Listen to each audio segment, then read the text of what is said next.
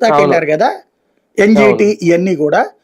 ఉమ్, అప్పుడు ప్రభుత్వం తరపున అధికారికంగా తవ్వుతుంటే పర్యావరణం నాశనం అవుతుంటే, ఇప్పుడు ఉమ్, ఎవడికి తోచిందో ఆడు దోచుకుతుంటే పర్యావరణం ఉమ్, నాశనం అవ్వదా? అదే అవి రేపు కదా. పొద్దున పర్యావరణవేత్తలు వెయ్యరా?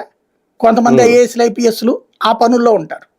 అవును. అదిగో వాళ్ళు జగన్ దగ్గర డబ్బులు తీసుకుని మనకి ఇట్లా చేస్తున్నారు.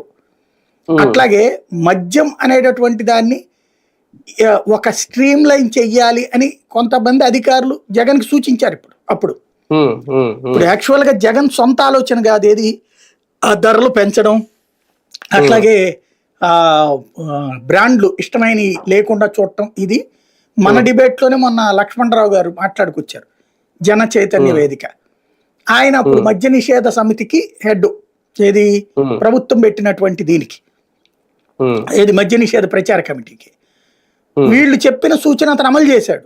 ఈయనతో పాటుగా ఉమ్, కొంతమంది ఐఏఎస్లు ఐపీఎస్లు చెప్పిన మాట అది. ఉమ్, ఆయన ఉమ్, యాక్చువల్గా మొన్న ఎన్నికల్లో జగన్కి వ్యతిరేకంగానే పనిచేశారు, ఉమ్, జగన్ ఓడిపోవడానికి పనిచేశారు. ఉమ్, కానీ ఇప్పుడు జరుగుతున్న ఈ మద్యం వ్యవహారం మీరు చూసినప్పుడు ఏమనిపిస్తుంది ఆయనకి? ఉమ్, తేడా అనిపిస్తుంది. అప్పుడు ఉమ్, అదిగో అతను మళ్ళీ జగన్ కమ్ముడు పోతున్నాడు. ఉమ్, అవును. లేకపోతే ఐఏఎస్లు ఐపీఎస్లు లేకపోతే మాజీ జడ్జీలు మాట్లాడతారు రేపు పొద్దున, ఉమ్, అదిగో వాళ్ళందరూ జగన్ కమ్ముడు పోయిన వాళ్ళు, వీళ్ళందరినీ జగన్ వెనకాల ఉన్నటువంటి ఆయన నడిపించారు. మేబీ వీళ్ళు రాసిన దీన్ని బట్టి చూస్తుంటే